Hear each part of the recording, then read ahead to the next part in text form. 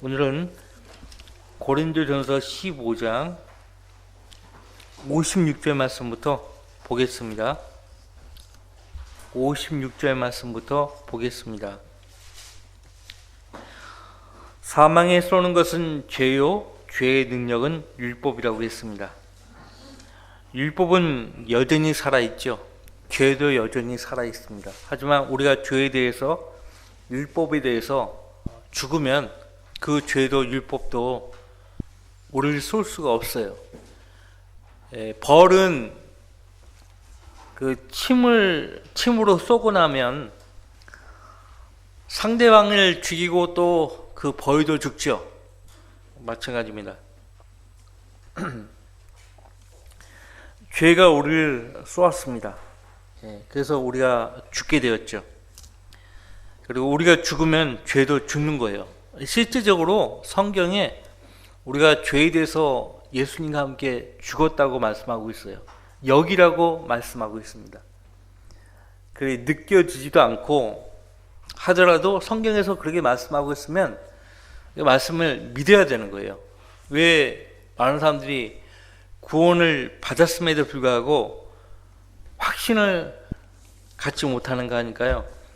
하나님께서 성경에 구원에 대한 말씀, 우리 구원해 주셨다, 영원한 생명을 주셨다, 그렇게 말씀하고 있는데 그 말씀을 온전히 믿지 않아서 그래요.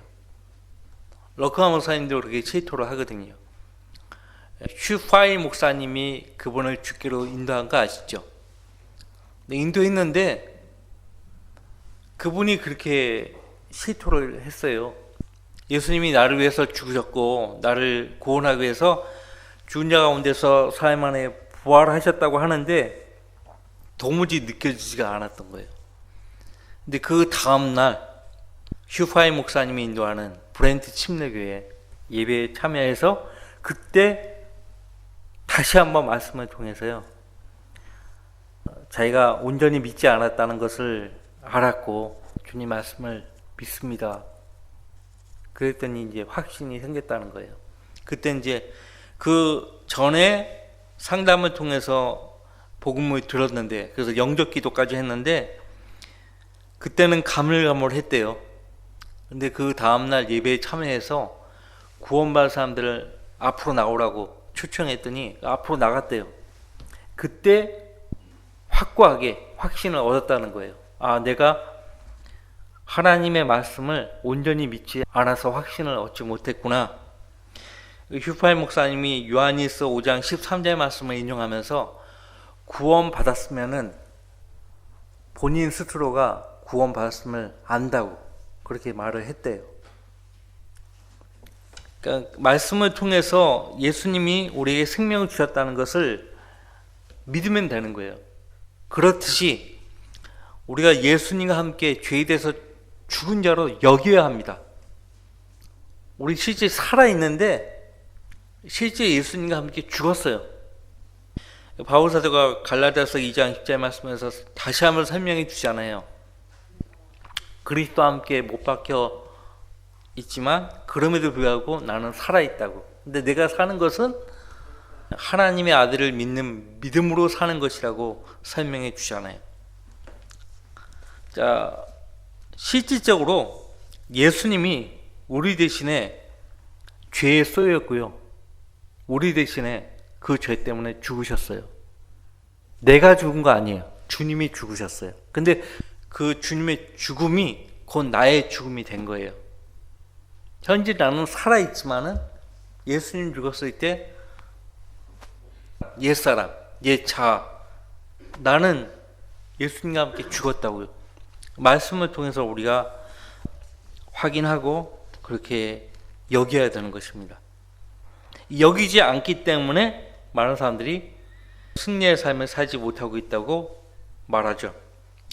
자, 본문으로 돌아오셔서 사망에 쏘는 것은 죄요, 죄의 능력은 율법이라. 율법은 여전히 살아있어요.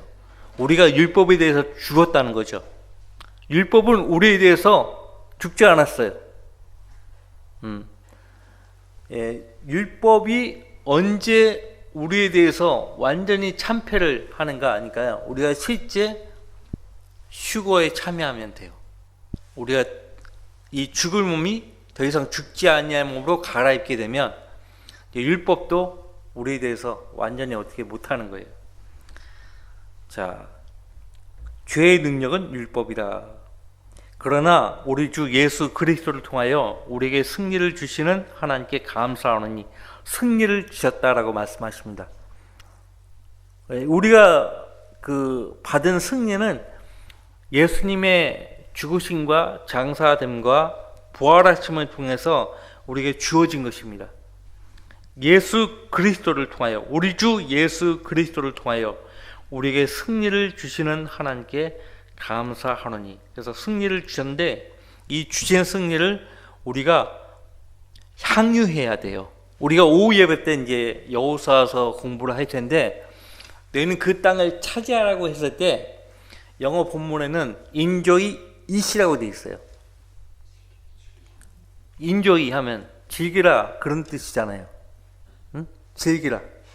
즐기라는 것은 그것을 네 것으로 삼고 마음껏 누리라는 것이거든요. 그러니까 한 단어가 이렇게 다양하게 쓰이고 있죠. 아무나 성경을 번역하면 안 되는 거예요. 번역할 수가 없어요.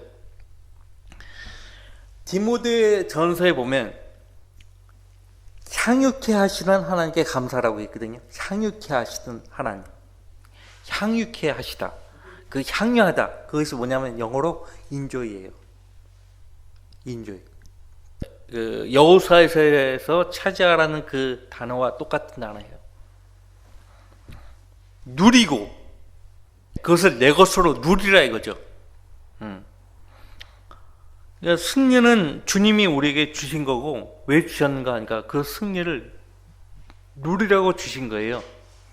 누가 승리를 누릴 수 있는 것인가 하니까 사도 요한일서 5장에서 믿음을 가진 성도만이 그 믿음으로 승리를 누릴 수 있다라고 말합니다. 거기 요한일서 5장 보세요. 같이 읽어볼게요.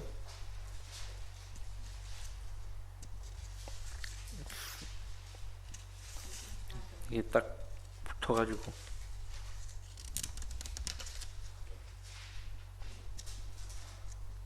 성경이 붙어가지고 안 떨어지네.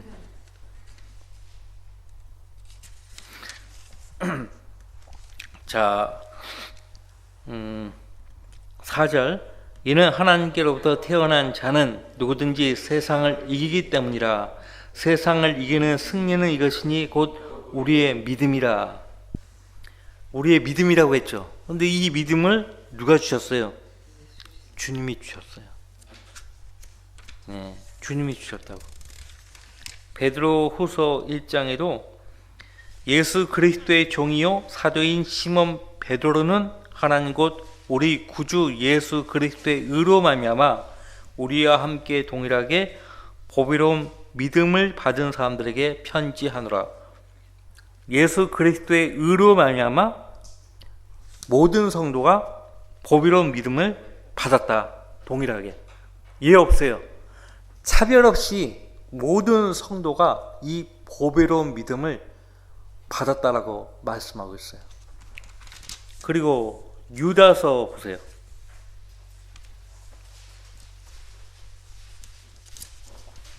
유다서 1장 3절.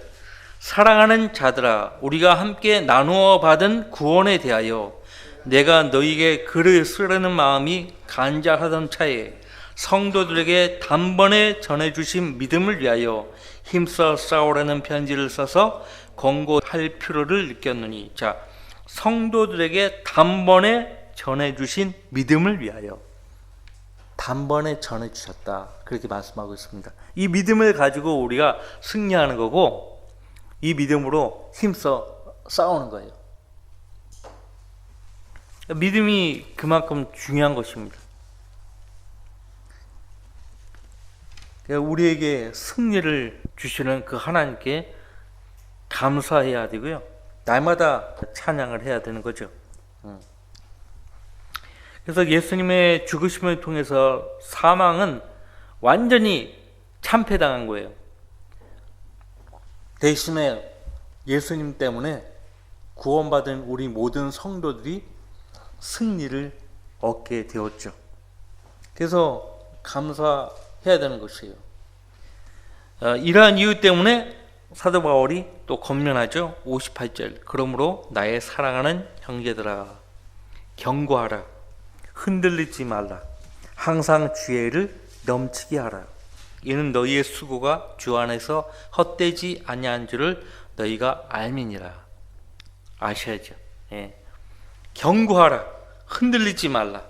항상 주의를 넘치게 하라. 때때로 아니에요. 항상 주의를 넘치게 하라. 풍성하게 하라. 이게 풍성하게 하라. 예. 제가 성경 침례교회 처음 성별한 해가 1996년인데 그때 이성 목사님께서 권면하시기를 한 사람을 주님께 복음을 통해서 이겨왔으면은 그 한 사람으로 그치지 말고 만족하지 말고 또 다른 사람들을 주님께 이겨오도록 해야 한다. 그렇게 말씀하셨어요. 넘치게 하라는 것이죠. 주님의 일은 그쳐서는 안 돼요. 중단되면 안 돼요. 그리고 계속 주님 오실 때까지 넘치게 해야 합니다. 왜? 예수 그리스도를 통해서 하나님께서 우리에게 승리를 주셨기 때문에 그래요. 그렇기 때문에 우리가 경고할 수 있고 흔들리지 않을 수가 있는 것이죠. 그래서 우리가 주의를 넘치게 할 수 있게 되었고 우리 수고가 주님 안에서 헛되지 아니한 줄을 알았기 때문에 항상 주님의 일을 넘치게 할 수가 있었던 것입니다. 자, 그러면 16장으로 가보겠습니다. 이제 성도들을 위한 모금에 관해서는 성도들을 위해서 모금을 합니다. 어디에서? 교회에서. 내가 갈라디아 교회들에게 명한 것 같이 너희도 그렇게 행하라. 갈라디아 교회들에게 명한 것 같이. 갈라디아서. 그러면 이 고린도전서는 시기적으로 갈라디아서가 기록된 뒤죠. 그죠? 순서는 갈라디아서가 고린도전후서 뒤로 그 배정이 돼 있지만은 시기적으로는 먼저 쓰여진 책은 갈라디아서예요. 자, 갈라디아서에서 바울 사도가 그렇게 당부를 했습니다.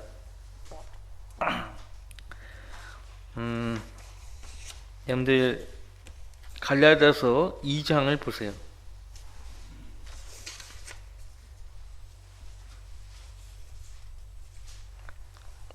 10절.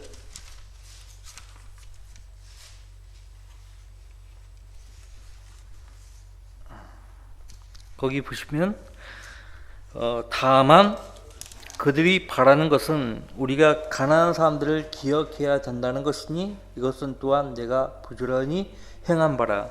사도 바울도 가난한 성도들을 돕기 위해서 본인 스스로 부지런히 행했다라고 말합니다. 무엇을 부지런히 행한 것인가 하니까요. 사실 앞서 우리가 9장에서 보았지만은 하나님의 일꾼은 하나님께서 먹여주시는 거거든요. 그 교회의 성도들이 말씀의 사역자들을 부양하는 거예요. 부양해야 될 책임이 교회의 성도들에게 있는데 그럼에도 불구하고 사도 바울은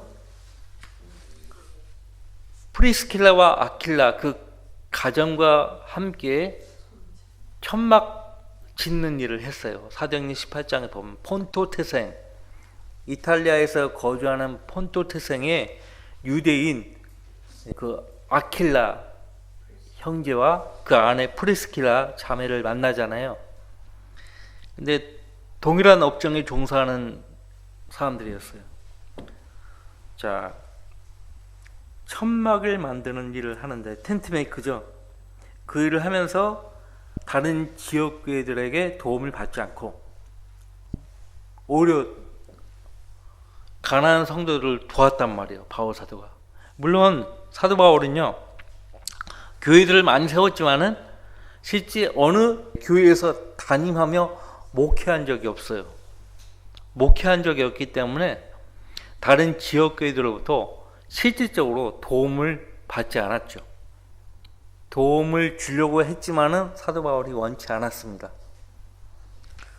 오히려 그가 천막 짓는 일을 함으로써 자기 필요를 자기 스스로 충당했고 이 가난한 성도들을 도왔단 말이에요. 가난한 사람들을 기억해야 한다. 자, 교회 안에 가난한 성도들이 가난하고 싶어서 가난한 삶을 사는 건 아니잖아요. 남편도 먼저 떠나고 자녀들도 세상을 떠나버리고 그러니까 부양할 수 없는 상태에 있는 그런 성도들이 있단 말이에요. 그러면은 그런 성도들은 가족이 없어요. 자녀도 없고. 그러면 매일같이 기도하고 복음을 전하고 교회 사역에 일조하고 하는 그런 형제나 자매가 있다면요, 교회가 돌봐야 한다라고 성경은 말씀하고 있죠. 자,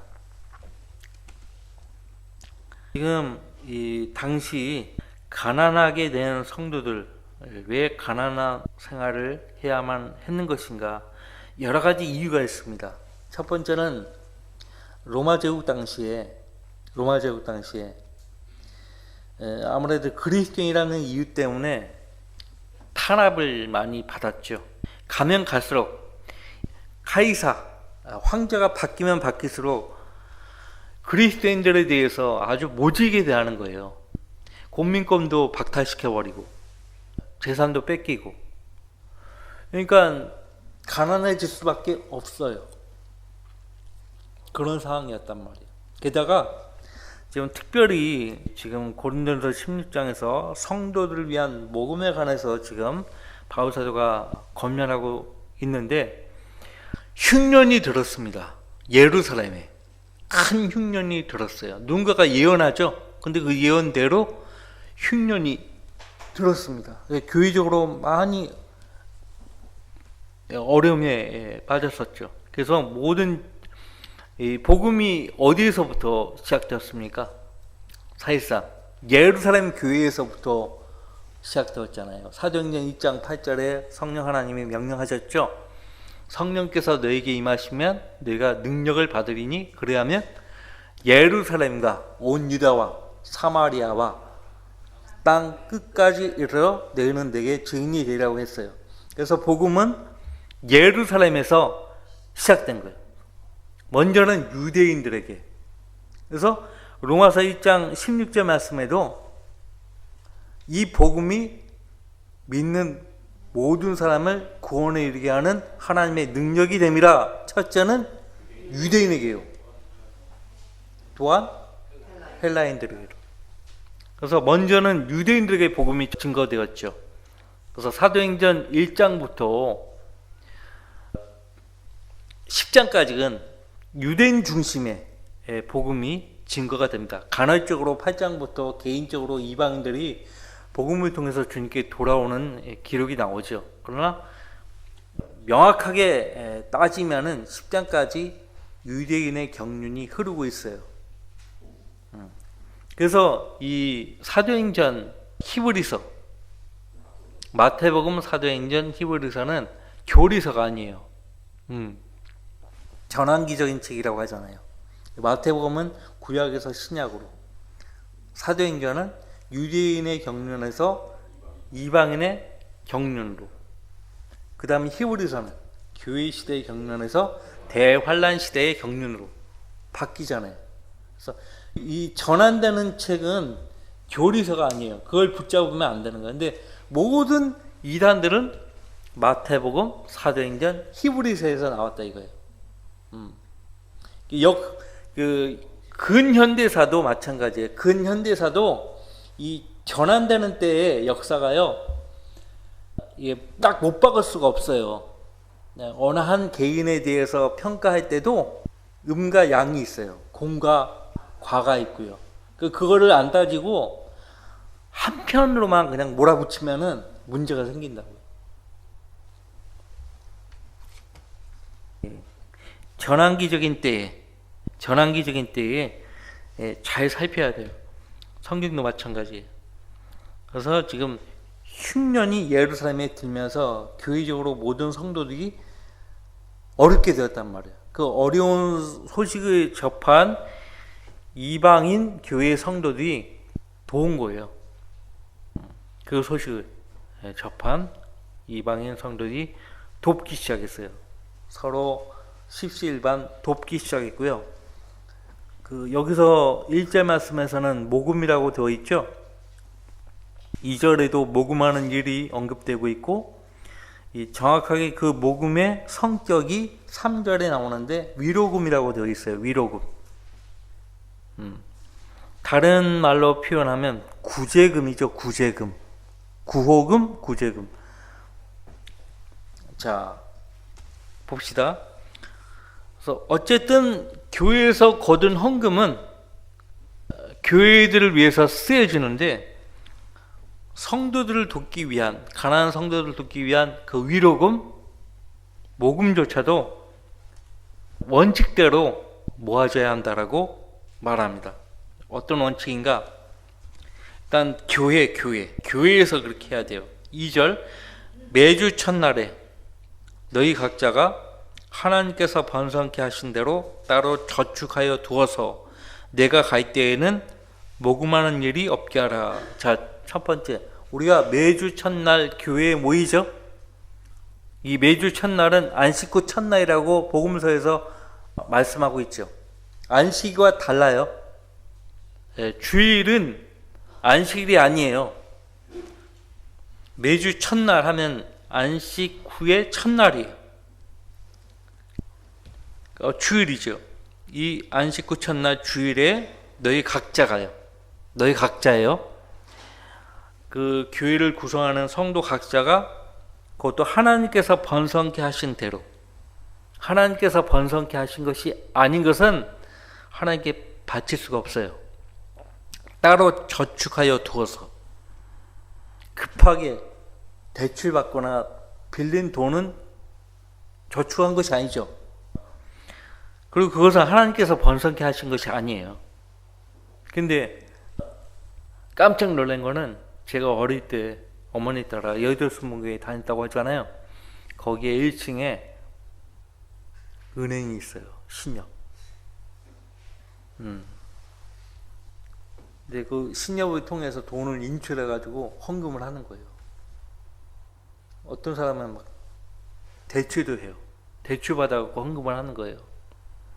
근데 하나님 원칙은 하나님께서 번성케 하신 대로 따로 저축하여 두어서 내가 갈 때에는 모금하는 일이 없게 하라. 무슨 말이에요? 즉흥적으로 하지 말라요. 즉흥적으로.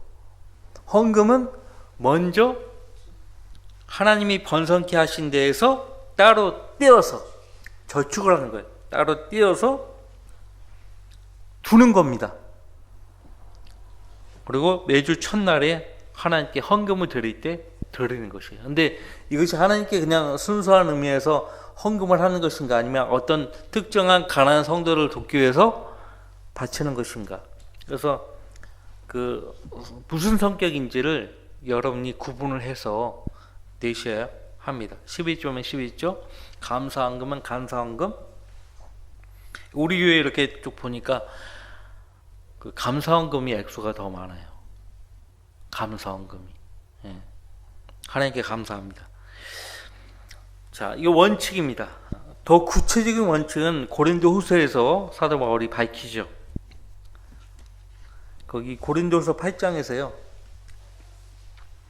큰 환난의 시련 가운데서도 그들의 기쁨이 넘치고 그들이 심한 궁핍에도 풍부한 연보를 넘치게 하였느니라.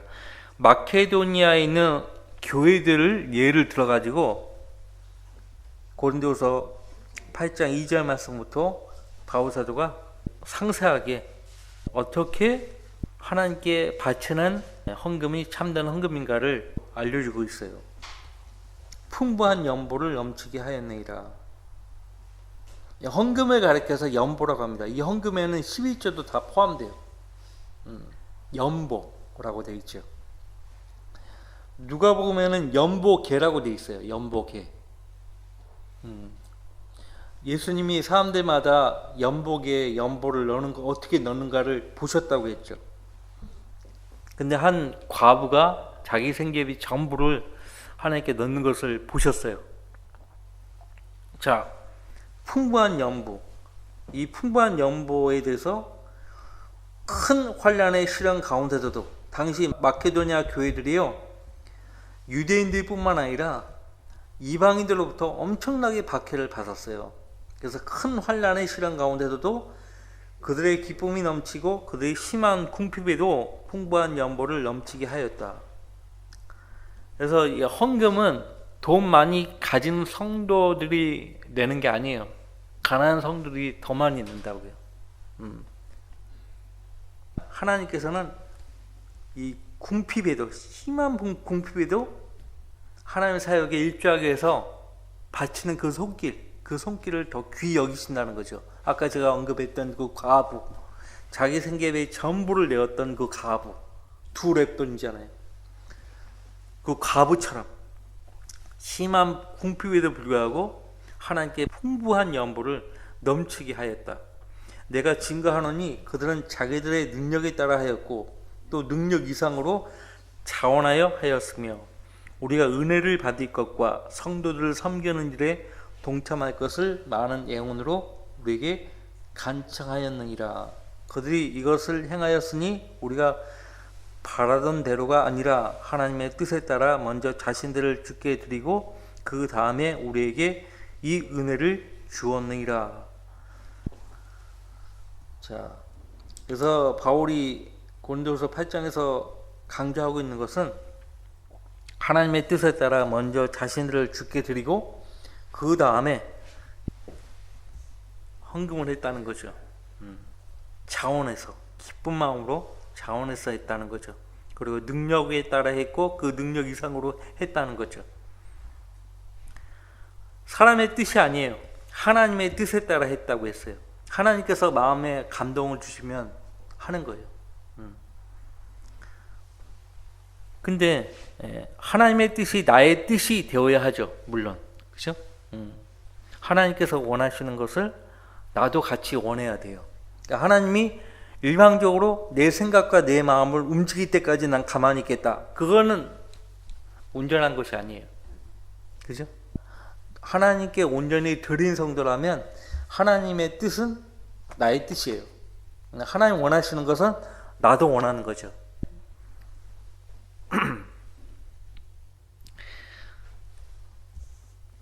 11제의 기원은 그 창세기에 나오죠. 아브라함이 멜기세덱에게 11조를 바치죠. 그 지극히 높으신 하나님의 제사장이었죠. 그 멜기세덱을 통해서 하나님께 바친 거지, 아브라함이 멜기세덱 그 자신에게 바친 건 아니에요. 멜기세덱을 통해서 하나님께 바친 거죠. 자, 계속 봅시다. 원칙이에요. 16장 2절 말씀은 원칙입니다. 이 원칙대로 하면 되는 거예요. 그러면 하나님께 복을 받는 거죠. 그리고 3절에 그리고 내가 도착하면 너희가 서신을 통하여 승인한 사람 편에다 너희의 위로금을 예루살렘에 보내리라. 서신을 통하여 승인한 사람 편에다, 너희가 승인한 사람, 돈을 맡길 수 있는 신실한 사람에게 너희 위로금을 예루살렘에 보내겠다. 그리고 나도, 4절, 만일 나도 가는 것이 적합하면 그들이 나와 함께 가리라. 왜냐하면 하나님께 바친 그 물질이 잘못 쓰여지는 것을 방지하기 위해서 바울 사도가 함께 그 형제들과 가겠다는 것이에요. 그 기록이 사도행전에 정확하게 나오지 않습니까? 그죠? 그 형제들을 의심해서가 아니고 5절, 이제 내가 마케도니아를 지나갈 때에 너에게로 가리니. 마케도니아는 지도를 보면 그리스 위쪽에 있잖아요. 지금은 마케도니아가 굉장히 작은 나라가 되었죠. 근데 그리스 당시에는 거의 수도였어요. 수도였다고. 알렉산더가 그 마케도니아라고 하는 곳을 수도로 딱 정했단 말이죠. 그리고 알렉산더나 그 아버지도 가는 곳마다 자기 이름을 거기다 붙이는 거죠. 이집트 북부지대 알렉산드리아 항구가 있잖아요. 알렉산드리아 항구. 그다음 뭐 빌립보서 할 때 그 필립이거든요. 그 필립이 알렉산더 아버지 이름이에요. 그것이 다 빌립보, 거기가 이제 다 마케도니아 아닙니까? 마케도니아를 지나갈 때에 너희로 가리니. 고린도는 그 밑에 있죠? 이는 내가 마케도니아를 반드시 지나갈 것이기 때문이라. 그때는 아마 내가 너희와 함께 머무르거나 아니면 겨울까지도 나리니. 왜냐하면 이 고린도 그리스 지역은 상대적으로 겨울에 따뜻하거든요. 겨울에 따뜻하기 때문에 겨울을 고린도에서 나겠다고 그렇게 말을 하고 있고요. 그 후에 너희가 나의 가고자 하는 곳으로 나를 보내주게 하려 함이니라. 하지만 그것조차도 하나님의 뜻이면 이라고 말합니다. 7절 지금은 그곳을 지나면서 너희 보기를 원치 아니하나 주께서 허락하시면 얼마 동안 너희와 함께 머물기를 바라노라. 자, 보세요. 이것이 하나님의 일꾼이 일을 하는 기본적인 자세예요. 주께서 허락하시면, 내 마음대로가 아니에요. 내가 어느 지역으로 가겠다. 그것도 사실 하나님이 허락하셔야 가능한 것 아닙니까? 하나님이. 근데 바울 사도가 주께서 허락하시면 이 말을 했는데, 그 사도행전을 보면은 영 안에서 계획을 합니다. 예, 말로만 하나님 뜻이면, 주께서 허락하시면 그렇게 말로만 한 것이 아니고 실질적으로 행동을 보였습니다. 바울 사도가 18장, 사도행전 18장 보세요.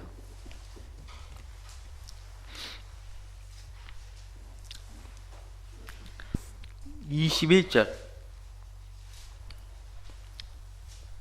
에베소에 와서 에베소 사람들이 바울 사도에게 더 머물러 달라고 간청하죠. 21절 그들과 헤어지면서 말하기를 내가 어떠한 일이 있어도 다가오는 이 명절을 예루살렘에서 지키리라. 그러나 하나님의 뜻이면 여러분에게로 다시 돌아오리라. 명절을 지키기 위함보다도 더 큰 이유는 예루살렘에 있는 성도들에게 그 위로금을 전달하기 위해서 이왕 가는 거 오순절 명절의 기간에 맞춰가지고 가서 오순절도 지내겠다는 거죠. 그래서 오순절을 지키기 위해서 유대인들과 유대교로 개종한 해외에 있는 많은 유대인들이 사도행전 2장에서처럼 하나님께 경배드리기 위해서 이 절기를 지키려고 많이 모여들 거 아니에요. 예루살렘으로. 그 모여든 그들에게 복음을 전파하려고 했던 것이에요. 바울 사도가. 한 가지 목적을 위해서만 예루살렘을 간 것이 아니에요. 하나님의 뜻이면 여러분에게로 다시 돌아오리라 라고 했고요. 그 다음에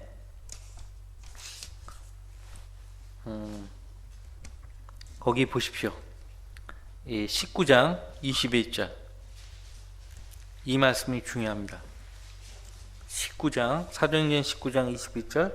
이 일들이 이루어진 뒤에 바울이 영안에서 마케도니아와 아카야를 경유하여 예루살렘으로 가려는 계획을 세우고 말하기를 내가 그곳에 들른 뒤 로마도 보아야 하리라고 하더라.